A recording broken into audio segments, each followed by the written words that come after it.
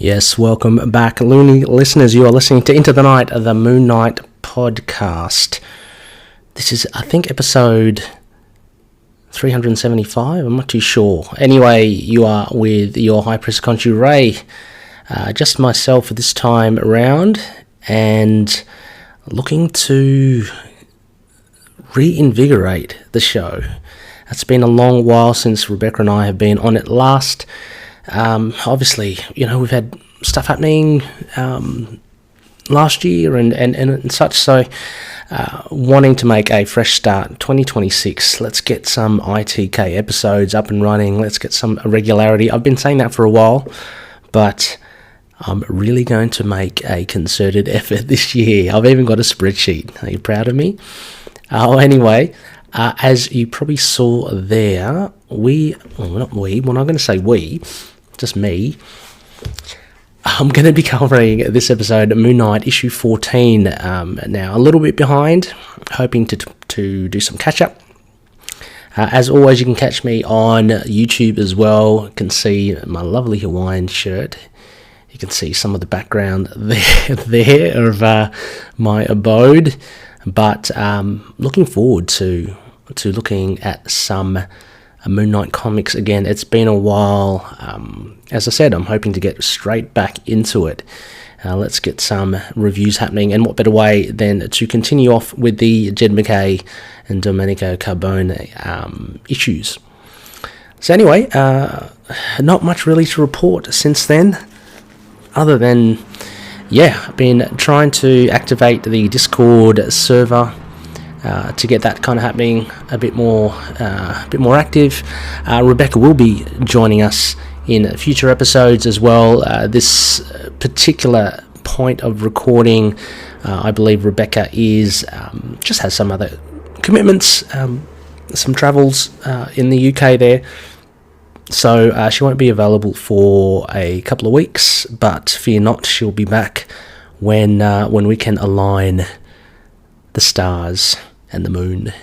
And like I said, so I'm going to try and keep these episodes regular, and whether they just be your Rambling Ray solo episodes, but really want to just kind of cover track what's happening with Moon Knight as it comes to hand, because Jed MacKay is still doing fantastic stuff on the character. It's we know that there is Mark Spector Moon Knight coming out in February. At the time of this recording now, it is February, so that's about to hit. We've still got issue 15 of Fist of Khonshu Moon Knight, which I want to do, and we'll try to get these out on a weekly basis. Without further ado, let me see if I can get fingers crossed here. Let me see if I can get these videos working. So again, I am on YouTube. You can check out the video. I'll be referring to the comic, issue 14. There'll be a lot of visuals there, so apologies for podcast listeners. I'll try to describe as much as I can. So let's go to... Here we are. Moon Knight, issue 14. This is... we've got the reunion of Moon Knight and the Scarlet Scarab, Layla, as you would be familiar with her from the TV show. She's now obviously in the comics. Yes, and hang on, let me just, while we're here, I'm just going to adjust some of the frames here, because I think we're missing some of the book. So I'm just going to bear with me. It is a work in progress, this thing. Okay, there we go. Let's just... Okay. So, podcast listeners, sorry, I was just adjusting the image. Okay, so we have Moon Knight. As I said, nice cover. Let me have a look here. Who's the cover artist? David Paratore, of course. And we're looking at The Haunting of the Wrecker Part 3. So Rebecca and I had done Parts 1 and 2 in our last episode. I'll be just doing the Part 3 this time round. Just going back to the title, the cover. It's fantastic there. I've just noticed the eyes of the Wrecker in the background, in the city background. So nice little subtle touch there from Paratore. Moon Knight looking really cool in his jazzy new costume. It's got hints of red from the city street below, and they're on some sort of rooftop, I can only imagine. Scarlet Scarab as well, both armed with weapons in both hands, just looking ready for a fight. So as I mentioned, it is The Haunting of the Wrecker Part 3, and I'll just read this blurb out for those of you that haven't read it or haven't caught up with it. Recently, career criminal and member of the wrecking crew, the Wrecker, sought Moon Knight's aid fending off ghosts that have been haunting him nightly. With the help of Scarlet Scarab, Moon Knight learned that the phantoms have good reason to torment the Wrecker. They're the victims of his life of crime. But this isn't a random haunting, as Moon Knight and Scarab have traced the angered apparitions to a lone survivor of one of the Wrecker's worst crimes. Horrified by the destruction left in Wrecker's path, this newly christened necromancer is out for blood. And so we have writer Jed MacKay, artist Domenico Carbone, colour artist Rachelle Rosenberg, as a plane flies across. Letterer VC's Cory Petit. As I mentioned, the cover artist David Paratore, and the variant covers are from Juan Fucheri and Eric Asenega. That's from the Chaos a Costume. Then we have Justin Mason and Lucio Perillo, and editor is Devin Lewis. So this issue, obviously, right in the middle of this arc, The Haunting of the Wrecker. We now know that there is a necromancer. He was revealed in the last issue. And what I'll usually do here is I'll basically just freeform talk about the issue. I'll bounce around. But essentially in this issue, we do see the necromancer. He's calling himself the Executor. There he is, and a bit of the backstory. Again, for those who may not be familiar or want a refresher, he's just a normal dude, right, a victim, but he has studied long and hard on the arts of magic, and so he's brought himself up to speed with these black arts, and he can conjure up ghosts that have been victims of the people that he thrusts them upon.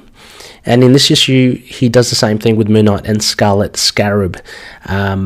So we get a little short synopsis there at the beginning of him just learning his craft, and him being a victim of one of the Wrecker's crimes. The Wrecker here is, for those of you that have read Moon Knight extensively, would know that during Jason Aaron's run, The Age of Khonshu in the Avengers series, he had Khonshu incarcerated, and the Wrecker was one of the helpers that Moon Knight asked to free Khonshu. So there's a connection there. Jed's brought him back, and we have the Wrecker now kind of being terrorized by this guy, the Executor.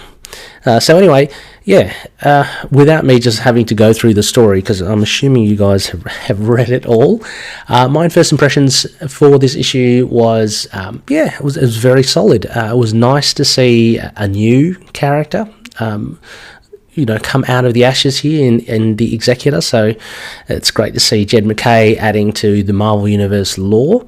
He's pretty much your stand-up kind of evil sorcerer, and I like the touch of him using angry ghosts to torment his enemies, and he does that so well here as well. I mean, he puts on there's this whole thing about people wearing silly costumes, and then he's got one himself. He puts on this kind of like a skull mask on him, and he's got a dark cloak, and he wields an axe, because I believe he's from the fire department. That was his previous life, so to speak. So anyway, he torments Moon Knight and Scarlet Scarab, and he kind of casts upon them all their past victims, which we know from the Karnak Cowboys, there are quite a long line of victims that they've had. I thought this was a nice way to introduce a fight. It's also very mystical. We all know about the ghost killer suit of Moon Knight from the Warren Ellis run, but we find out that doesn't work if you are trying to kill, or if you're trying to fight ghosts that you have killed. So there was a little clause there that kind of nullified Moon Knight's tricks, his bag of tricks, but in a very cool twist, as Jed often does. I like how he has, so I'm just going through the panels here. We can see a lot of it's a very short history of the ghosts. So you see that during Mark's mercenary days, he had neutralized all these people, but they've come back in ghost form, obviously, and fighting Mark, or Moon Knight. So they range from Alexandria, Cairo, and Tehran. So Moon Knight's finding it hard to fight them, as well as Scarlet Scarab. But again, as I said, I loved how Jed MacKay actually uses, to his advantage, Moon Knight's advantage, his alters. So Mark had killed these people, but we find out that Jake hadn't. Let me just... so if I jump forward here, I'll go back to... There's a little bit here there with interaction between the Wrecker and Reese at the Midnight Mission. But going on with this fight... Scarlet Scarab is taken out, but Moon Knight he figures out, well, hey, look, if Mark Spector's the guy that these guys are after, he kind of brings Jake Lockley out, and I love the little moustache there, as you can see, the little moustache on Jake, just to discern, just to differentiate him, from Mark Spector. As soon as he does that, I thought, again, very clever as well, because we know that Scarlet Scarab, she, she's the avatar of Tawaret, so her wings very much in line with killing, I guess, dealing with ghosts. So he Moon Knight grabs what is this? So Moon Knight grabs a feather and uses that to deal with the ghosts, which I think was pretty cool. The artwork, I think, is very solid here from Carbone, typical of his work, and starting to really enjoy his work, of course, as Rebecca and I had said previously. In particular, I think his detail to the ghosts, the angry ghosts that Moon Knight fights, is really good. As you can see, for those that do see the video, there's a panel at the bottom with Mark dealing with them, and just the detail with the facial expressions is really on point. Moon Knight himself looks always very good as well with Carbone, and I enjoy kind of and I say this in a good way, like the cartoon-ish look that he can introduce sometimes to his artwork. So in particular, there's if I go back to the kind of scene with Reese and the Wrecker, we've got almost like a very anime looking Wrecker with his facial expressions, like the diluted pupils, and then the very big eyes, and the big smile. So yeah, I really appreciate that from Carbone, bringing that into Moon Knight. I don't think it detracts from Moon Knight himself. He draws Reese very well. Anyway, so going back to that, we got the Wrecker sitting in Moon Knight's chair. Reese does not like that. So yeah, they have a nice little interaction, and yeah, she basically tells him who he is, but the Wrecker's not having any he's not taking any of that himself. So anyway, he kind of goads her on, but they get both distracted by the entrance of the Executor. He's come in. He's left Moon Knight and Scarlet Scarab to deal with the ghosts, so he moves forward with his axe and his mask. And so this issue is, there are a few big moments here. It's mainly a fight scene and moving forward, having the Executor go and confront the Wrecker at the Midnight Mission. So he finally kind of meets him. And this is where it kind of leads off. And so, yeah, after the fight there, he goes in, and what he does is he gathers all the angry ghosts for the Wrecker, and he puts them into the Wrecker, essentially turning him into a possessed, psychotic, maniacal, I guess, super villain, which is not the best thing that you'd want. And that's exactly what Reese says here. I think there's some great artwork here. Again, so we have, the mixture of your traditional art with CGI. I think that's it, computer generated, just some enhancements there with the crackling of the mystical energy.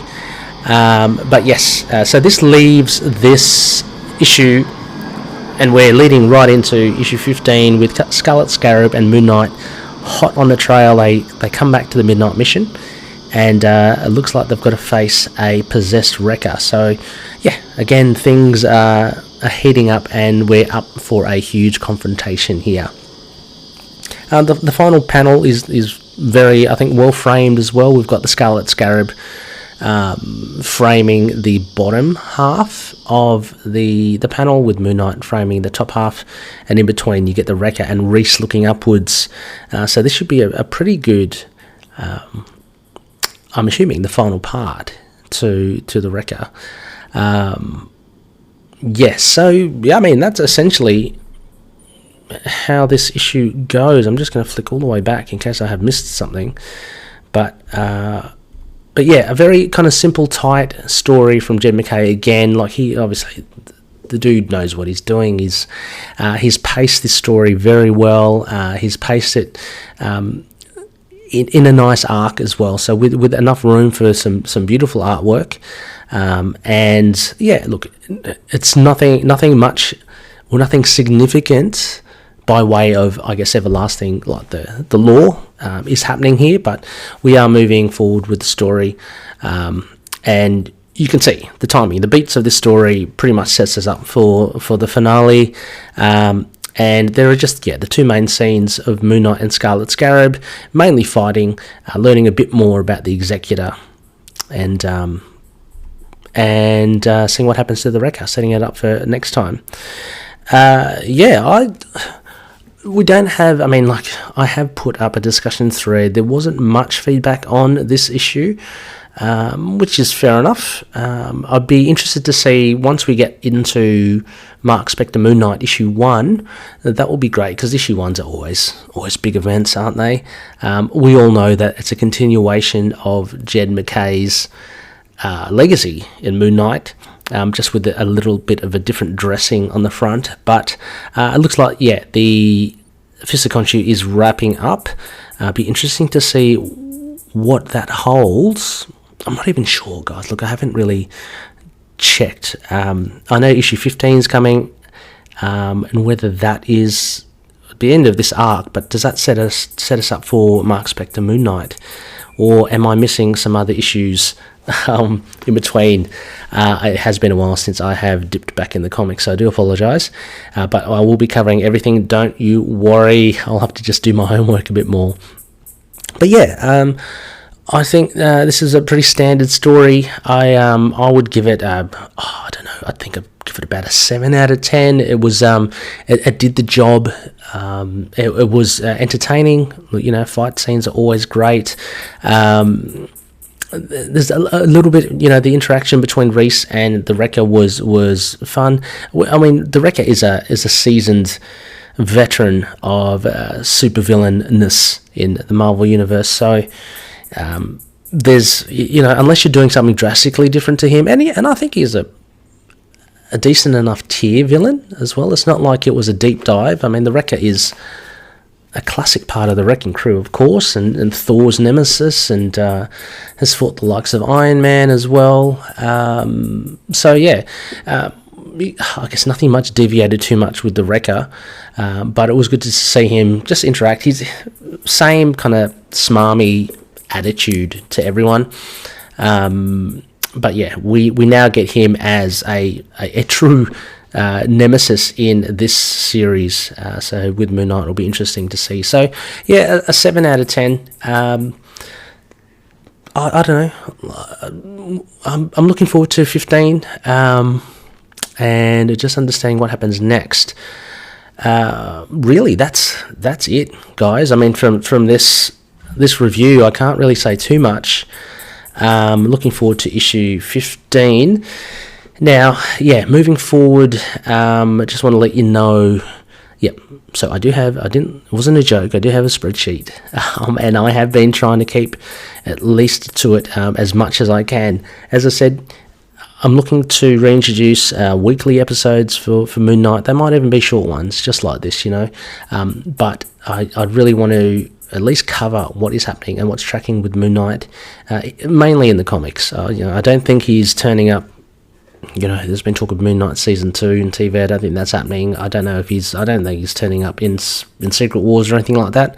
So mainly it would be in the comics. The toy line, I know there was a figure release that was a while ago now, but there was a figure, another Moon Knight figure release, which is pretty awesome. I think Moon Knight has surfaced in, or maybe he's always been, in Marvel Rivals. I'm not really too clued in on Rivals.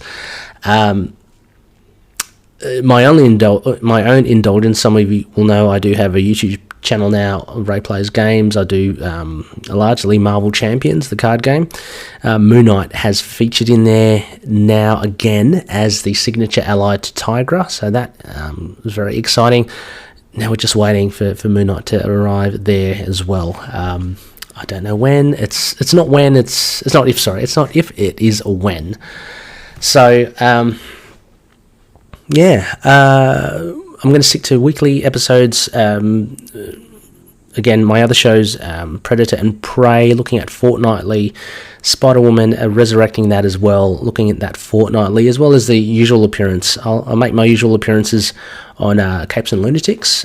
Go check out their network. It is an amazing network. The Podfather,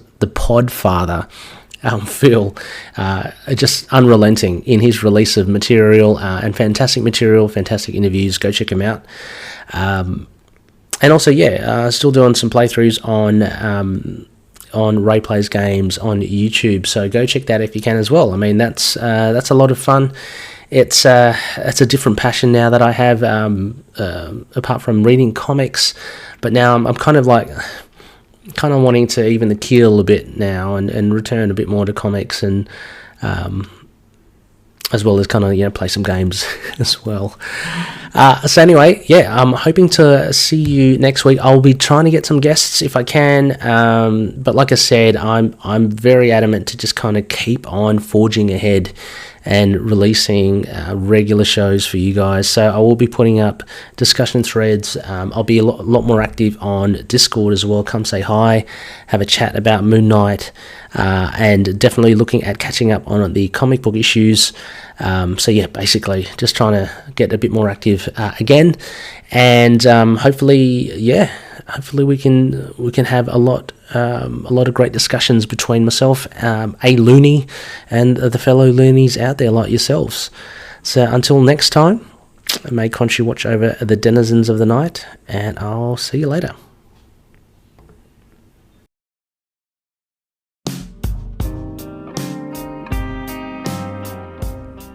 Moon Knight and affiliated characters, stories and events are properties of Marvel Characters Incorporated.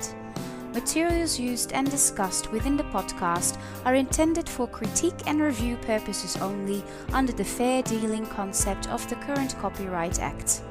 The views, information or opinions expressed during the podcast are solely those of the individuals involved and do not necessarily represent those of the copyright owners.